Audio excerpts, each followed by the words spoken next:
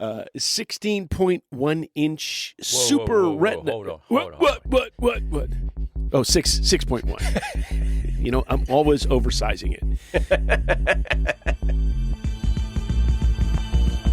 don't want to know about your imperfections, dude. Prefer to leave you on a pedestal so I'll improve. Cause if I'm finding out you know more, then I'm just like you.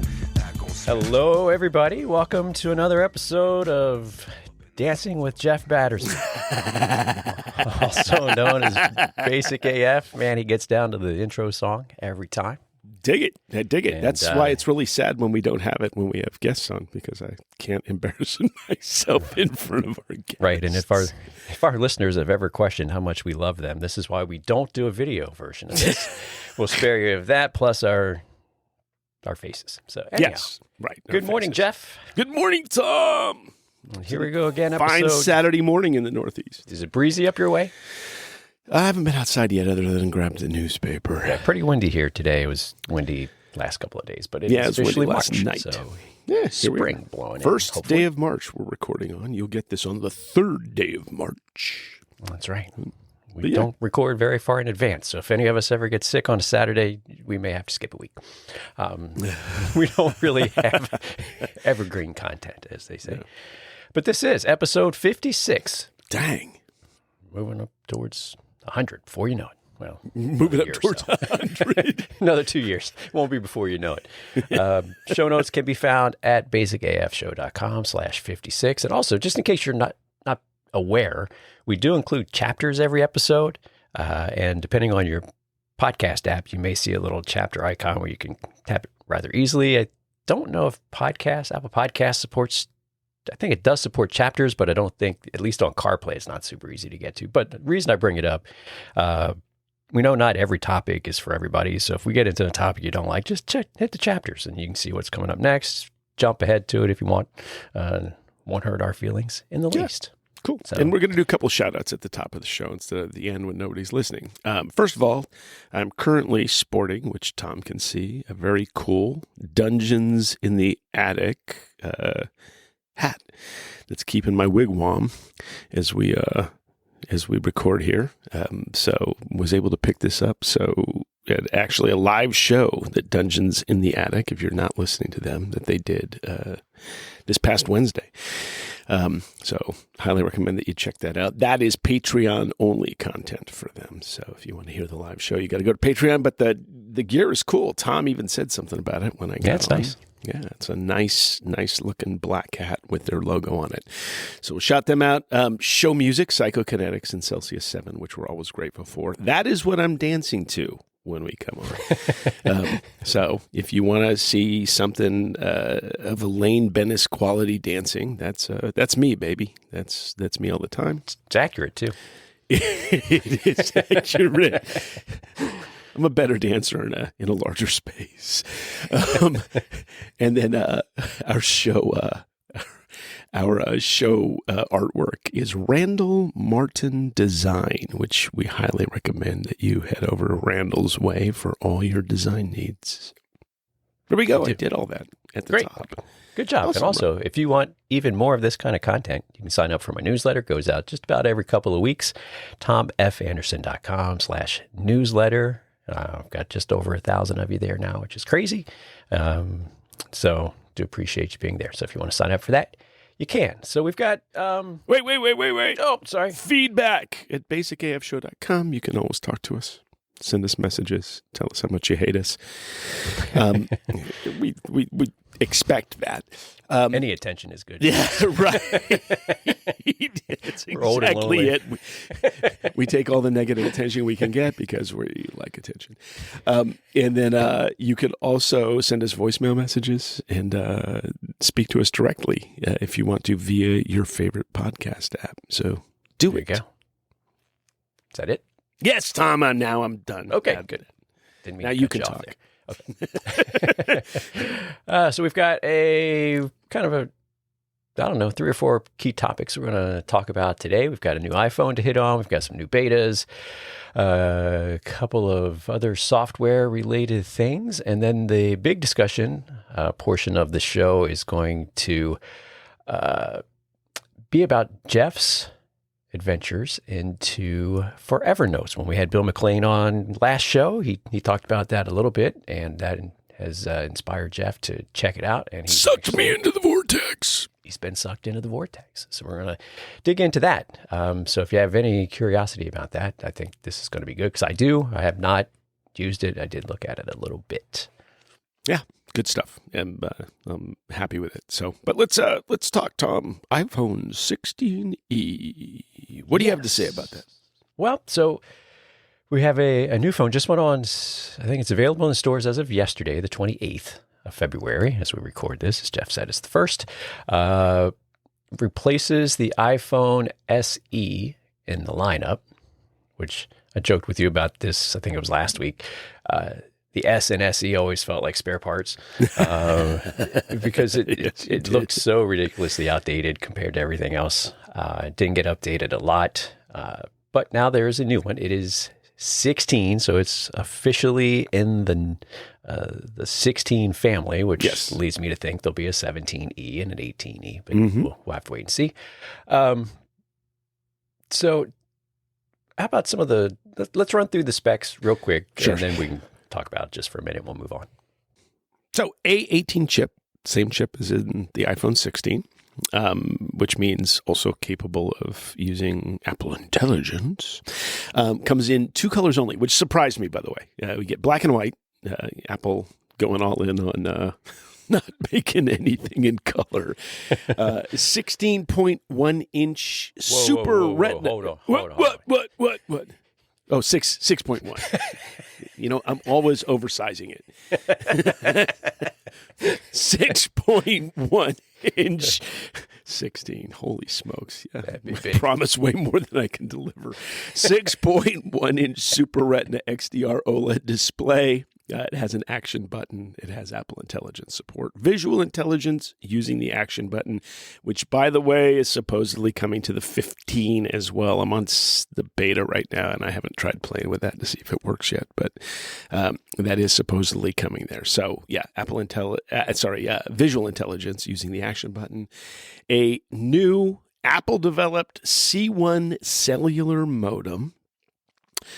48 megapixel fusion camera with a 2x telephoto and 4K video capabilities. Satellite safety features, 12 hours longer, more battery life than the iPhone SE. It uses USB-C. Spare parts. There is no MagSafe. It does, I don't even know how to pronounce that. G charging up to 7.5 watts. Gee whiz, I don't know how to say anything. And it priced at 128 gig model is $599, 256 is $699, 512 is $899. Do want to point out, and this is something that your favorite guy, John Gruber, pointed out in a post that he did this last week, is that now you can buy phones in $100 increments all the way up the line. So it's an interesting breakdown. So you can basically jump for $100 from one to the next, leapfrogging each one, which is kind of interesting. All right, what do you think of it? Across all of them, right? 16, like 16 Correct. E, 16 to 16 Pros. Right. Not in this model range. Right. Correct. Right. No. From all across all of Apple's iPhones, you can buy something that's $100 more each jump. Right. All right. So what do you think of it? I think it's going to be a great phone. I think there's been some complaining that the SE was considerably less to get into that, and so now you don't have that kind of what we'll say the low price option. Right, $600 for the phone. So it's $600, but I think the trade off there is you're getting a modern phone. Yeah, definitely are. And I think Apple wanted to do that for the Apple Intelligence components of it, but the SE never really set all that well with me. Mm-hmm. For what because reason? It did feel like leftover parts to me. Like it was like because the Frankenstein model. Yeah, I mean, it had the home button forever, and it looked really, really old. And so I'm kind of glad to see them do this. in terms of, well, will people buy it because it's more expensive than the SE, and will they? Yeah, that's Apple's problem to figure out. And market will decide that. But and I imagine this particular phone will be subsidized a lot by the carriers to get people in. But I think hardware-wise, I think it's pretty good. I think the battery life is great. I think no MagSafe sucks. Typical Apple, that's they a little get you weird. 90% there, and then they take out something that. There is some talk that this is because of the C1 cellular modem. I don't know whether that's BS or true. Right. That's something about that. Yeah, because, if that's the case. But so that I mean, let me ask you this question: how often do you use MagSafe? All the time. Okay, me not that much. Yeah, I never plug. I just throw it on MagSafe charger on the desk. Right, gotcha. Yeah. USB-C is good. It's one less piece of lightning, or one less device with lightning left. I think it's one less strike of lightning, Tom. Right. So that's good. Satellite safety features, I think, are nice. I know Apple's been working on that modem stuff for a while. You hear stories of that. Yes, no. And then, so they've put it into this one. Which means we'll see it in the next model of the upper level iPhone. Yeah, and I think, they're touting there just the power efficiency that they've come up with, which is kind of one of their strong points with their chip designs and everything across the board anyway. Yes. And it will be interesting to see, now that they have this C1 chip that's the modem, if that will trickle into the MacBook family, which I think would be great. Yeah, I think so. I think that's overdue. But so maybe that's what they were waiting for. Maybe when we get refreshed computers, which, by the way, the MacBook Air is due to get the M4 chip probably this month. Yes. And that would be a nice little surprise feature to add to that. Yeah. So we'll see. Yeah, it's an interesting phone, and the camera's supposed to be pretty decent. I'd like to play with it and see. Right. I really presently, and I might need to change this point of view, but I buy phones for the cameras. Me too. That's really what I'm buying for. So it would be interesting to see what the quality is, and then I could, give into my Chris Freytag weakness and pick up a Fujifilm camera. Hi, Chris. Yeah, how are you? You got anything used you want to sell me? So there's a lot going on here. I do find it odd that they, this is usually a model. Well, I shouldn't say that. It's the next model up.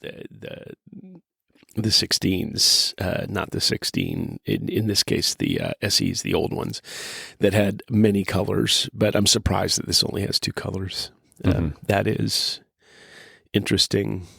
That's all I'll say. Right. Not quite as many as the Pro, which is what, 3? I think 3 colors. Yeah, what that is. But yeah, so we also got some new betas in the last week. We got the .4s, I think we're up to. Yes, so, correct. Are you trying any of those or no? I just put 18.4 on my iPad last night. Okay. But that's the only one thus far. I got off the betas on my MacBook Air. I may jump back into it, but I can't remember why I jumped off. I think I only did that to see if there's any difference between the final release version and the last public beta or something. But yeah, I'm on the betas now on my MacBook Pro, my iPad, and my iPhone. This computer that I record on down here, I try not to do that just so we can record just in case something goes wanky. Like I said, I have not yet tried to see if visual intelligence works on that. Supposedly that was in this beta. I just haven't had a chance to do that. But a couple things in this new beta. One that I really like is Apple and Apple News Plus has added a food section. I am very much a New York Times cooking app guy. I love that. And then I have a couple other subs. This does not include the New York Times. That's not one of the things that comes up in Apple's News Plus. But it does have the ability for you to see recipes, which I've seen quite a few, and then you can save them to a recipe book, which is part of the news app, which I kind of like that. So good stuff. Mail app categories on Mac and iPad now, which I like that unified feel. I am using the categories quite liberally, actually. I like them a lot, and so I'm happy with that. And then, some of the other Apple Intelligence features, such as priority notifications and summaries that still suck. Suck. They just suck. I won't say what they suck. Yeah. And have you fooled around with the Apple Vision Pro betas at all? Or no? I have not. No. Mm-hmm. But we'll talk about that in a second. Real quick, before we forget, you mentioned the food stuff that's in food stuffs. Apple News Plus Food. So I looked at that this morning, and they've done a couple of nice things in there. So if you go into the recipe section, it gives you the recipe, of course. And so at least on iPad, I don't have it on the phone, so maybe you could look at it and let me know. But on the left-hand side of the recipe, you have your ingredients. And then on the right-hand side, right 2/3 probably, you've got the directions. Mm-hmm. What's cool with the ingredients is as you add them in, so maybe you're just kind of prepping and getting all your ingredients ready, you can tap them off on the list of ingredients. I haven't even tried that yet. Will change the color shading on them to let you know, yep, put that in, put that in, put that in. But really slick, I thought, was in the directions. So if it says, bake for 2 hours, the 2 hours is actually a shortcut to start a timer for 2 hours. And so when you touch that, really cool. It's like start a timer. And you can adjust it too. It's not set to 2 hours. Maybe you want it only for an hour. So I thought that was pretty nice. So they've put some thought into the design, and it looks pretty good. Yeah, I'm going to have to play with it. I haven't done it yet. Maybe I'll find a recipe. I'm getting ready to go grocery shopping after this. So maybe I'll find a recipe. I wonder if you can add ingredients directly to your shopping list too. I tried that and I didn't see a way to do that. Okay. Right. Yeah. So I even tried like a long press to see if it would pop up a little thing, add to groceries list or something, no, which it doesn't. All right. You have to save something for updates. So. Right. I'm sure it wouldn't surprise me if they added that down the road. And then, Apple Intelligence on the Vision Pro. I was happy to see that. Shows they're still investing into the Vision Pro. After you've invested $3,500. I did. And I will say I used it 4 times this week. Really? I did. Wasn't for any extended period of time. I went for like hours. But watched a couple of videos, and there was a new immersive video that came out. I think it was this week that it came out. So they've got a couple of different series that they're doing, and they have one called Adventure. And so the video for this one was Deepwater Solo, and it actually came out yesterday. And Kai Leitner is a cliff climber, I guess you would say, rock climber. Mm-hmm. These are cliffs in this particular video. Over water. Oh. And it was in Spain, and it was gorgeous. Nice. And it also had me sweating profusely. Because, of course, they've got the close-ups, and you just look down, and it's like, and it was pretty good. It's probably my favorite one that they've done so far. So it's good to see them progressing, and it's not too surprising. I'm sure they're figuring a lot of things out too, with how to do these things, and what worked, what didn't. And this one was a little longer too. It was about 15 minutes, so it was nice to see that. A bunch of them were short. They had another one that came out recently. I want to say it was Arctic surfing, and it was in Norway with some surfers that like to surf in frigid waters in the winter. And but it was really short. It was only like 6.5 minutes. Sorry, short? Shrinkage? That kind of short, pal? Probably. It looked really cold.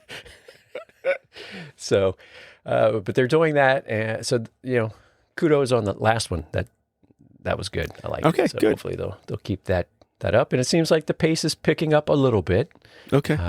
Which is nice. But, I joked around there with them, continuing to invest. And there's a lot of stuff that goes around, like the stories will come out and they'll say, they've shut down production for the Vision Pro. And it's like, well, that doesn't mean they've discontinued the Vision Pro. It just means they're, maybe they're not making it anymore because they've got inventory or there's something else coming up or who knows.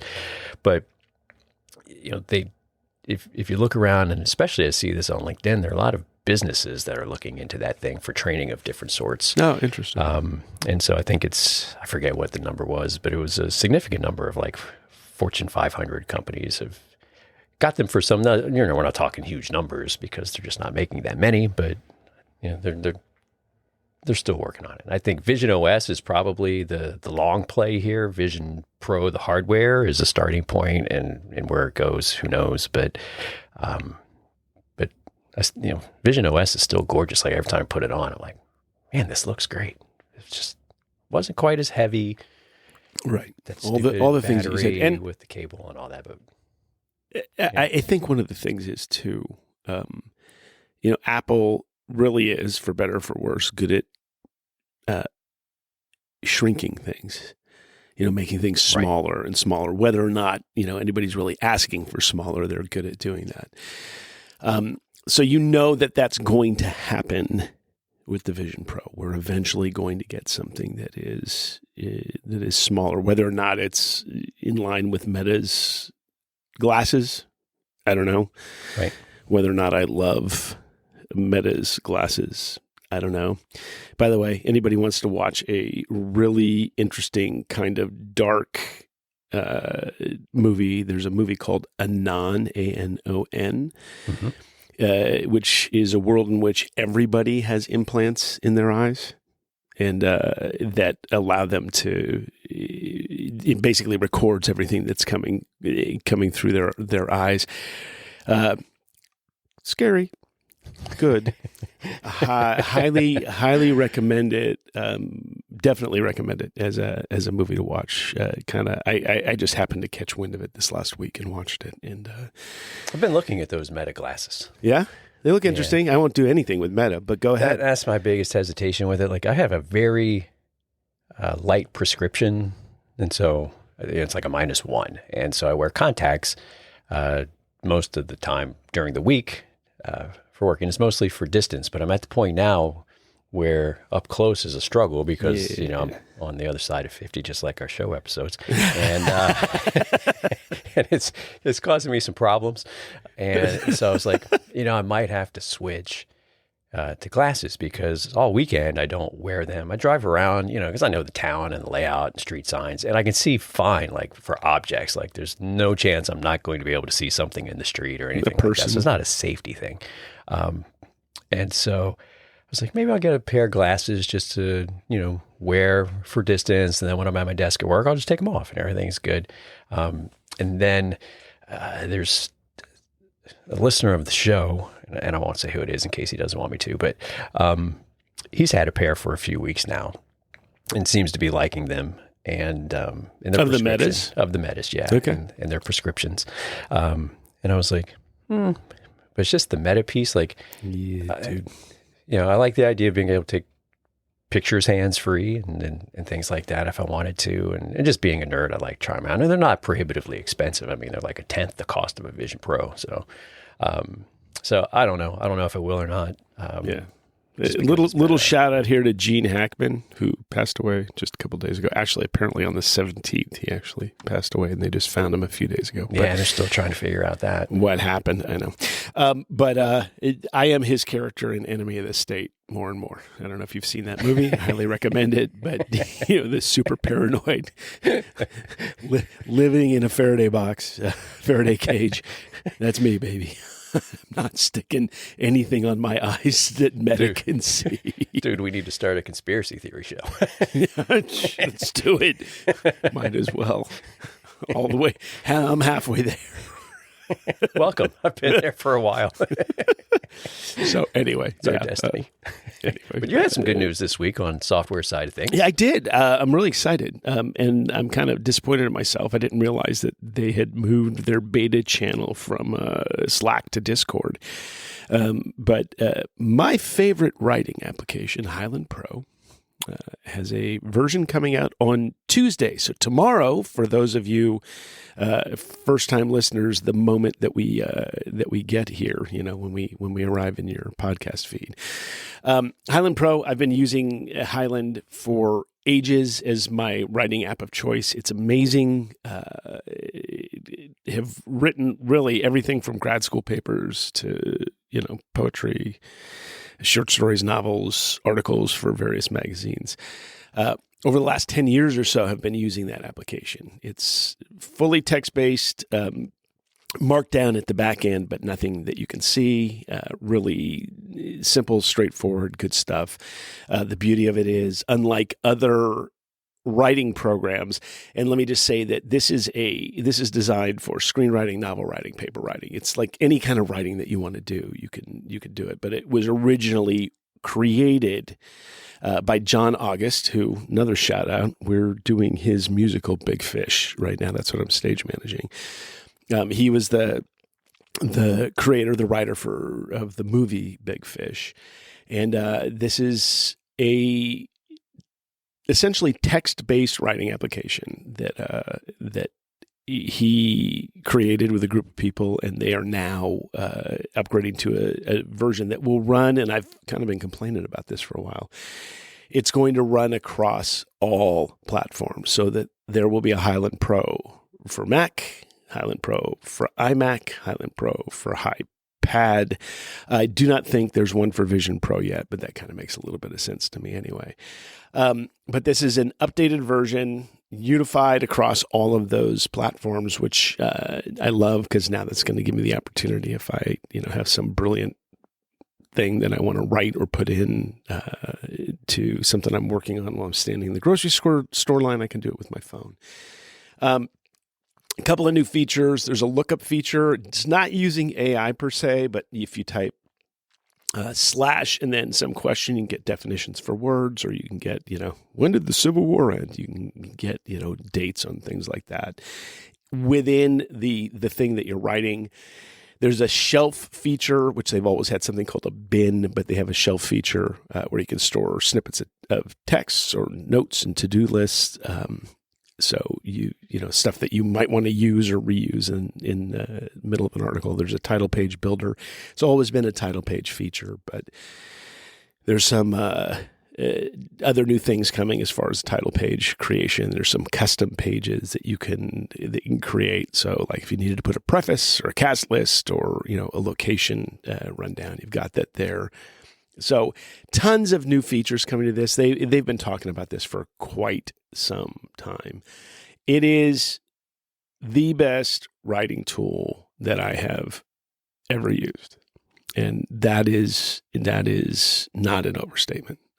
It's capable of handling every single thing that I've had to write over the last many years. So I'm excited about that. It will be subscription-based, $60 a year. Or $10 a month. It's not. So I'll do $60 a year. But the beauty of it is, and I get this app has essentially been free for as long as I've used it. I paid for a pro version to get some other capabilities that were there, and to support the company. Because they do really, really good work, and they're committed to it. So $60 a year for apps across all platforms, and I'm going to be happy to pay that. They can have my money now, as far as I'm concerned. Is it going to sync through iCloud Sync or? That's my guess. I already save all my writing in iCloud anyway. I just have a folder set up for what it is that I'm doing. So my guess is, it's going to sync across using iCloud. They don't link any data to you. They do look at usage and diagnostics data. So this is a super private application. Gives you the ability. Here's kind of the beauty of this for those doing screenwriting or playwriting or things of that nature. Final Draft is kind of the king of the hill, or has been over many years. This is capable of importing any Final Draft files and saving to a Final Draft format if you need to do that. And the beauty of it is, this is Final Draft is proprietary. Very proprietary. This is non-proprietary. So good stuff. And you can find out more information about this at quote-unquote-apps.com. And I will put that in the show notes. Speaking of notes. So, for the last 15 minutes or so that we have, with our conversation with Bill McLean last episode, which, by the way, if you haven't listened to, encourage you to go back and do that. That was a good show. He brought up, he uses Apple Notes, and then he has kind of built on top of that a little system using the Forever Notes system. And so that intrigued you. Oh my God. Tell us what you've been up to the last couple of weeks. So, he mentioned it. And so I've been using Apple Notes for a long time. We use for this show, Craft. We tried for a period of time to use Notes as a means of doing whatever we were doing on the show, but it kind of drove you bonkers. So we switched over to Craft. But I use Notes for everything. I have an idea. I write it down. I've said that, during the month of February, which just ended yesterday, I write a poem a day, and I had folders for every single one of those poems. And it gets a little onerous to manage and get to those things. So when we had that conversation last week with Mr. McLean about Forever Notes, I started looking at it literally as soon as we finished recording the episode, just to kind of see. And I am now, it's 2 weeks later, so we recorded that 2 weeks ago. 2 weeks later, I'm all in. I really have found this to be an excellent way of managing all the notes that I have in a way that's simple and thoughtful. I have not converted everything completely. Right now I'm syncing everything. I just opened Notes on this computer, and it's been a long time since I've done that. So it's all syncing over as we speak. But what Forever Notes, and we'll put a link to it in the show notes as well. What Forever Notes does is, rather than a folder system, uses tags and smart folders in order to organize everything that you're doing. Uses a concept of a home note, and that home note has essentially it becomes a centralized hub for you to be able to link to. So I have created a home note that has writing, theater, poetry, cocktails, because I bartend, books, and movies. I've not completely built it out yet. I'm still trying to refine that. The notes for writing, theater, and poetry take me to a writing note that then has a bunch of subnotes underneath that. And so I've got novels that I'm working on, short stories and plays that I'm working on, poetry, like I said, that I've been doing every day. And what you can do then is you can link to these groups of notes or individual notes, depending on what it is that you're doing, using the tagging system. I will verily confess that it is not 100% perfect, mostly due to limitations that are in Apple's Notes. For example, you can link directly to other notes in Apple Notes, but you cannot link to folders or to smart folders.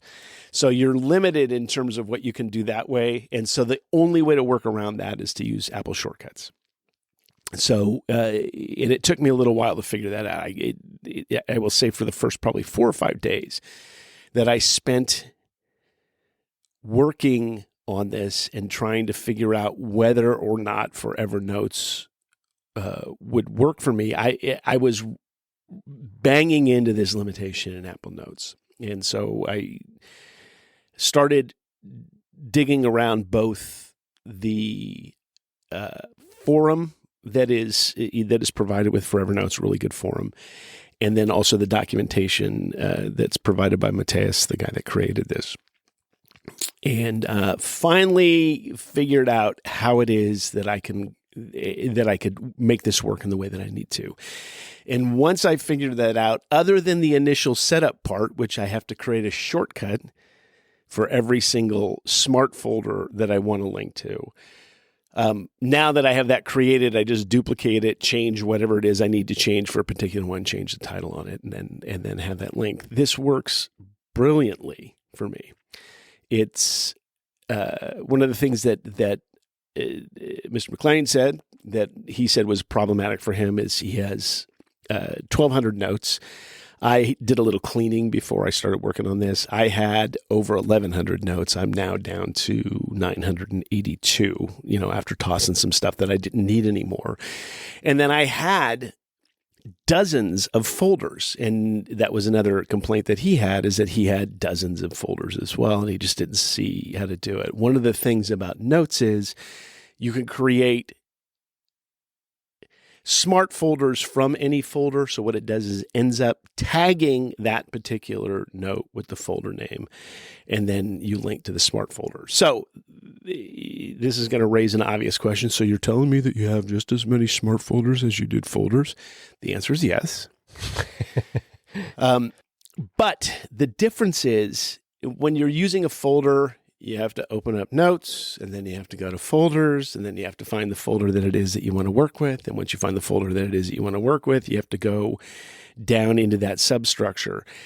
When you're using tags and the shortcuts feature and the smart folder feature, for example, for the poetry that I have, the stuff that I've been writing for 2025, I created a shortcut that only looks at the tagged items for February 2025 poems. I click that link and it brings me just to those particular items that I have, which is amazing. It's truly simple. I see every single poem that I've written in for, this particular time. So it's a very thoughtful, simple way to organize that. I will confess that in the past, especially when I was blogging or doing anything like that, I have immense difficulty with tags because I want to create a tag for every bloody thing that I'm doing, and then it becomes, unmanageable.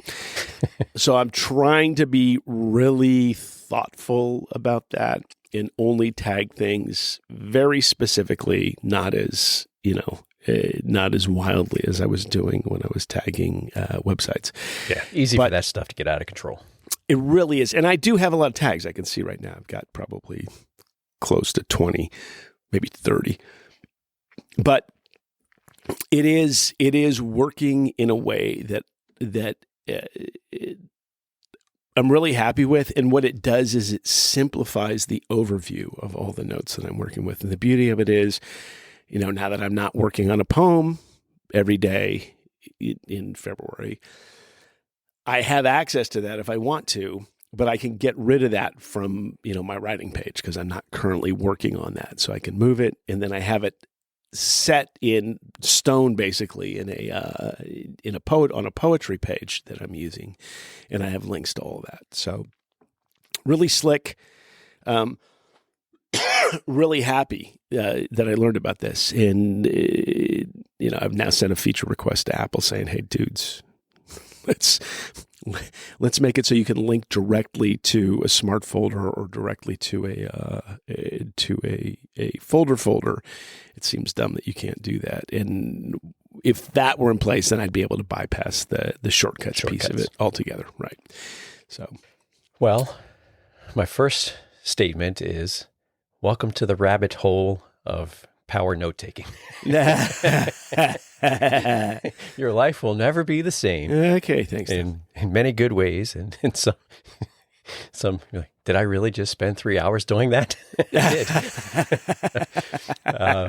And I think that's important to one important thing to note about this framework is, so it's myforevernotes.com. You can go read all about it. I think he even provides the docs, the shortcuts, everything to help you get it set up. But you could easily replicate this type of a framework in other note-taking apps. So that's one of the things I liked about it is, yes, he has focused on Apple Notes, which I think is great because it really does make Apple Notes more powerful. But the concepts with, having a home page with links to different sections and everything is something that you can do. You can do that in Craft. You can do that in Obsidian. Yes, you can do that in a bunch of places. And I think that's what's great about it, because if you're like, well, that's nice, Jeff, but I don't use Apple Notes, that's okay. Just, if you're struggling or looking for better ways to organize your notes wherever they are, as long as it's a modern note-taking app, I think, go check it out, because linking and everything, I think that's really what makes this work, is that Apple added those links to other notes in recent updates. Yep. And that's where a lot of the power for it comes from. And there are other systems, and he mentions these down at the bottom, it's kind of a little thank you note for inspiration to some of the other ones, like the bullet journal, Tiago Forte's para method, which is projects, areas, resources, and archives, I believe is what that stands for, which I've looked at those a little bit. Don't really use those per se, but I'm sure I've picked little bits and pieces from them into my setup. But how far did you go with this? Because as I was watching some videos on it, like there's hubs, I think there are collections, there are journals, daily notes, monthly notes, yearly notes. So where did you end up? There's nothing about journaling that I would be doing with this, so I skipped that completely. That's not a thing that I'm using at all. I have created basically everything else, and am working. And that's kind of the beauty of this is he's providing. His name is Matthias Hilse. I think I said Matthias previously. Hilse. What he's done is he has created a framework around which you can do whatever it is that works for you. So he's giving you, initially when I started doing this, I was being really strict about, I need to create a calendar and projects and areas and work it out that way. And in the end, what I've ended up doing is I've created what works for me specifically, which is using that home note, breaking it down, and I'm going to add some others because I haven't done this completely yet. Right. But, that writing area, theater, things that I'm working on, presently, poetry area, which, I do write a poem every day in February, but I also write poetry throughout the year. So it's not, it's just a challenge to do it for the 28 or 29 days of February for me. I was using at place where I was bartending, I used the cocktails to store all sorts of new cocktails that I was working on. But it was a hassle to get to it. I literally had to navigate my way through that whole structure. So now this is right on that home note. Tap it, and there I am. I'm in the midst of cocktails, and I can search within those cocktails to find the thing that I want to make that maybe I don't have, yet in my brain. So it's a really good way of being able to do that. And this is one of the things that Bill McLean said. Bill, right? Yeah. Said I wanted to call him Joe, and I was like, wait a second. We have Joe and Joe Moyer and Bill McLean. We need more Benjamins, Those are easier. I could use a few extra Benjamins myself. Yeah, well, that's a different Benjamin, but yeah, thank you. I could do that thing. One of the things that Bill said that for him is not quite working is he doesn't like extra notes. And one of the things that the structure for the calendar does is creates a bunch of extra notes for journaling. I'm not going to use this for journaling. It's just not a thing. I really haven't journaled. I write every day, but I haven't journaled in any kind of formal way for quite some time, even though we had Joe Moyer on talking about the beauty of journaling. He's going to be so upset with you. I know. Sorry, Joe. But it's I have, for what I currently use notes for, which is anything that comes into my head if I don't have a paper notebook around. And I often transfer those paper notebook notes. For example, if I'm working on a novel, I might have some genius idea while I'm doing something, and it's not appropriate to be typing on a phone at that time, but it's always appropriate to pull out a notebook and a pencil and, scratch something out. So I'll add those to the things that I'm working on. So I have not gone as deep dive as you possibly can.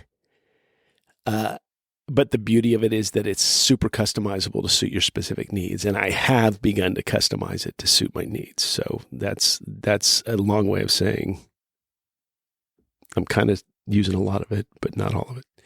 Nice. So home, yes. Tags, obviously have to do that. Collections kind of, maybe not in that way. Hubs, yes. Journal, no. There you go. Okay. And did you do anything organizationally within your note structure? Like, did you put the home into its folder of its own? Is like that folder and then home, or is it just in a bunch of loose notes? Because of the way that this is set up, so he has created, Matthias has created a couple of shortcuts to help you get set up in the beginning, including setting up those basic first notes. And one of those is a shortcut that gets created that I have on my phone, on my main home screen.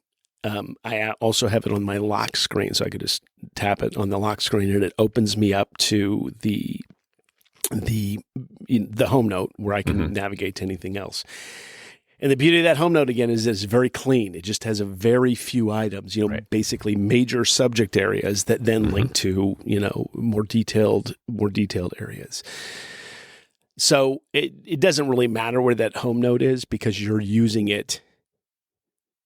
Using the shortcuts that have been created. Right. So, yeah, that all sounds really good. And I think, it's so funny. We've said a couple of times, it's like we're in this golden age of note-taking apps because they're so good now, and there are so many to choose from. I mean, Notes is free; it's built in.